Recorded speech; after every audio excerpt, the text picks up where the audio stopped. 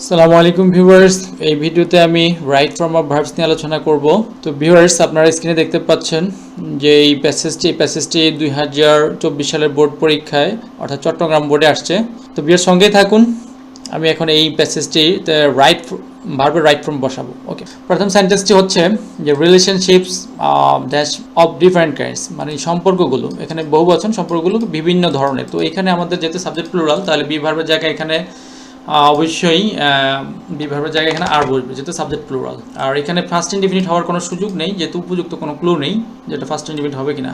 ওকে, তারপরে আমরা দেখি যে সাম বলতে এই কিছু রিলেশনশিপের কথা বলা হচ্ছে, যে সাম মানে কিছু কিছু রিলেশনশিপ। সাম বলতে এদেরকে এই প্রোনাউনটা এই রিলেশনশিপসের পরিবর্তে ব্যবহার করা হয়েছে, তো এটাও কিন্তু প্লুরাল। তাহলে এখানে হবে কি সাম আর।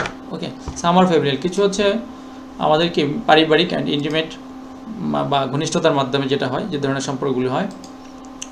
আর তারপর হচ্ছে ফর্ম বাই ব্লাড মানে রক্তের মাধ্যমে যে সম্পর্কগুলি তৈরি হয়, আমার হচ্ছে বাই ম্যারেজ। তাহলে বাই প্লাস অবজেক্ট আছে এখানে, অবশ্যই এখানে যে ফর্ম আছে ফর্মের সাথে আমরা ইডি যুক্ত করে দেব, মানে হচ্ছে প্যাসিভ ভয়েস হয়ে যাবে। তাহলে এখান থেকে আমরা যদি সামার, এখান থেকে এই অংশটা যদি সামার ফর্ম বাই ব্লাড মানে কিছু সম্পর্ক তৈরি হয় রক্তের মাধ্যমে, আর কিছু কিছু হচ্ছে বৈবাহিক বন্ধনের মাধ্যমে। ওকে, তারপর আমরা দেখি সাম আর সোশ্যাল, কিছু হচ্ছে সামাজিক বন্ধন যেগুলো। Okay, the ones we have with friend মানে যেগুলি আমাদের বন্ধুদের মধ্যে থাকে, এই ধরনের সম্পর্কগুলো সাম। ওকে, সাম ইন স্কুল। তো আমরা দেখছি আগেও কিন্তু প্যাসিভ ভয়েস করা হয়েছে সাম দ্বারা, মানে সাম মূলত অ্যাক্টিভ সাবজেক্ট না, এটা প্যাসিভ, যার ফলে এখানেও আমাদেরকে প্যাসিভ করতে হবে। তাহলে সাম যেহেতু প্লুরাল সাবজেক্ট আর মূল ভার্বের কী হবে, ফার্স্ট পার্টিসিপল হবে। তাহলে কিছু সম্পর্ক তৈরি করা হয়।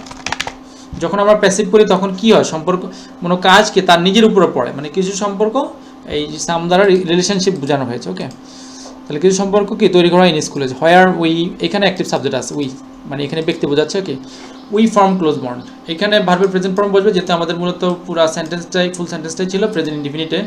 তো এখানে আমাদের ফর্ম যে ভার্ব প্রেজেন্ট ফর্মে আছে এটা এভাবেই থাকবে, ক্লোজ বন্ড। আমরা যেখানে কি করি, আমরা কিছু ঘনিষ্ঠ বন্ধন সম্পর্ক তৈরি করি উইথ ক্লাসমেট অ্যান্ড টিচার, মানে সহপাঠী এবং শিক্ষকদের সাথে। ওকে, তারপরে দেখি রিলেশনশিপ ক্যান অলসো, এখানে আমরা জানি যে মডেল অক্সিলারি ভার্ব থাকলে ভার্বের প্রেজেন্ট ফর্ম বসে, অথবা এটাকে আমরা প্যাসিভ ভয়েস যদি করতে হয় তাহলে অবশ্যই বি বসায় দিতে হবে। তো আমরা দেখি রিলেশনশিপটা কিন্তু অ্যাক্টিভ সাবজেক্ট না। এই ফোস্টারের অর্থ দুইটা, একটা হচ্ছে লালন পালন করা, আর একটা হচ্ছে যে উৎসাহিত করা। তাহলে রিলেশনশিপের সম্পর্ক ক্যান বি, যদি আমরা আচ্ছা এখানে দেখি অলসো বি ফোস্টার্ড। ওকে, এখানে মূলত এই বিটা এখানে চলে আসবে, ক্যান বি অলসো ফোস্টার্ড, অথবা আমরা এখানে পরে বসালেও হয়ে যাবে, এখানে বি ফোস্টার্ড ফার্স্ট পার্টিসিপল করে দিলাম। ওকে, ফোস্টার মানে সম্পর্ককে উৎসাহিত করা যেতে পারে ইন ওয়ার্ক প্লেস, মানে কর্মস্থলে আমরা কি এই সম্পর্কগুলোকে উৎসাহিত করতে পারি, সম্পর্ক তৈরি বিষয়টা আছে।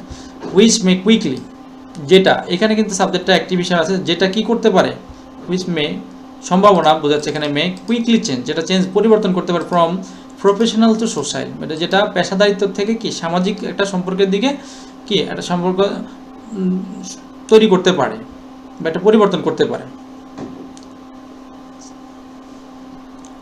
আচ্ছা, তারপরে আমরা দেখি দেয়ার, তাহলে এখানে ভার্বের যে ফর্মটা আছে এটাই থাকবে। ওকে, যেহেতু এটা একটা মডেল অক্সিলারি ভার্ব, আর এখানে দেয়ার এখানে বি ভার্ব বসাতে বলছে, তো এখানে আমরা কি বসাবো, অ্যামিজার কোনটা বসাবো। এখানে সাবজেক্টটা দেখি প্লুরাল, এই যে এখানে রিলেশনশিপ, এখানে মূলত দেয়ার সাবজেক্টের জায়গায় থাকলেও এটাকে ইন্ট্রোডাক্টরি দেয়ার বলা হয়। মূলত এই বি ভার্বটা নির্ধারণ হয় হচ্ছে এই অবজেক্ট, ভার্বের পরে যে অবজেক্টটা দেওয়া থাকে এটার উপর ডিপেন্ড করে। তাহলে এখানে রিলেশনশিপ যেহেতু প্লুরাল, তাহলে অবশ্যই এখানে আমাদের কি আর বসবে। ওকে, তো there are relationship between human being and animal, মানে কিছু সম্পর্ক আছে কি বিটুইন হিউম্যান বিং মানব জাতি এবং পশুদের মধ্যে। ওকে, সম্পর্ক আছে। অ্যান্ড আরেকটা আছে বিটুইন, আবার বলছে বিটুইন চিলড্রেন, শিশুদের মধ্যে, এবং অ্যান্ড দেয়ার টয়েস, তাদের খেলনার মধ্যে, দ্যাট দে ক্যান। ওকে, যেগুলো তারা কি করতে পারে, এই টয়েস বলতে এই টয়েস এই দ্যাট প্রোনাউনটা কি এইটা টয়েসকে নির্দেশ করতেছে, দেয়ার টয়েস মানে খেলনা, এবং তাদের খেলনা এবং শিশুদের কথা বলা হচ্ছে, শিশু এবং তাদের খেলনার মধ্যে সম্পর্ক। তো যেগুলো দ্যাট যেটা বলছে that they can part with, part মানে অংশগ্রহণ করা, আবার পার্ট উইথ মানে যেগুলো তারা ত্যাগ করতে পারে না। ওকে, এটা বুঝেছে, যেগুলো তারা ছেড়ে দিতে পারে না। ওকে, এইটা এখানে এই পার্ট উইথ দ্বারা এই অর্থটাই প্রকাশ করছে। তা যেহেতু আমাদের এখানে কান্ট মানে মডেল অক্সিলারি আছে, তাহলে ভার্বের কোনো পরিবর্তন হবে না, ভার্ব প্রেজেন্ট ফর্ম আছে, প্রেজেন্ট ফর্মেই থাকবে। তারপরে দেখি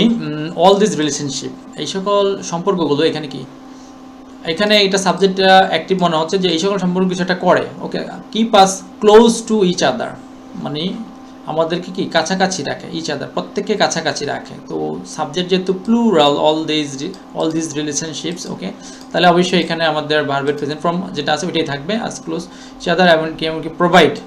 তো এখানে ভার্বের প্রেজেন্ট ফর্ম এখানেও পরিবর্তন হবে না, যেহেতু এন্ড দ্বারা আরও একটা সাবজেক্টকে কানেক্ট করা হয়েছে।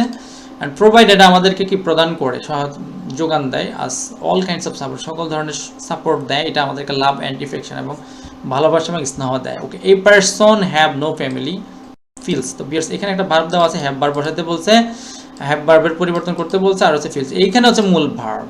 এ পারসন নো ফ্যামিলি মানে কোনো পরিবার না, ফিলস অনুভব করে দ্য পেইন অফ লনলিনেস, মানে একাকিত্বের বেদনা।